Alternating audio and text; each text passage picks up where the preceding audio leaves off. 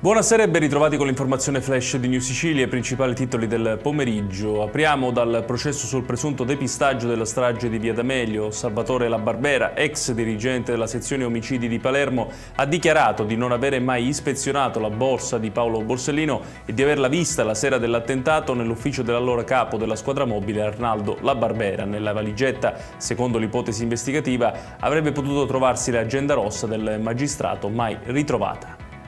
Adesso a Messina, dove domani sarà conferito l'incarico per effettuare l'autopsia sul corpo di Giulia Scimone, la sedicenne morta dopo essere stata travolta da una moto a Torrefaro. Intanto il legale, inizialmente nominato dal 19enne arrestato per omicidio stradale, ha rinunciato al mandato.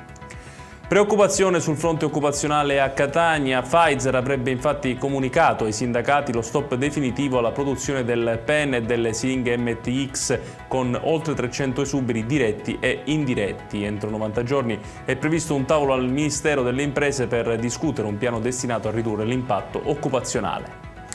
La Sicilia continua a perdere giovani. Secondo i dati Istat diffusi dalla CGIL, tra il 2019 e il 2026 oltre 96.000 residenti tra i 18 e i 35 anni hanno lasciato l'isola. Le perdite maggiori in termini numerici riguardano Palermo, Catania e Messina. Enna è invece la città con il dato percentuale maggiore.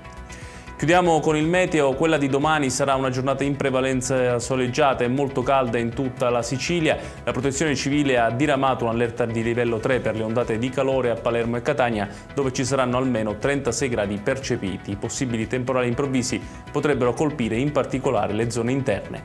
Ed è tutto per questa edizione. Tutti i dettagli su queste notizie li trovate come sempre sul nostro sito www.newsicilia.it. Grazie per averci seguito e buon proseguimento di serata.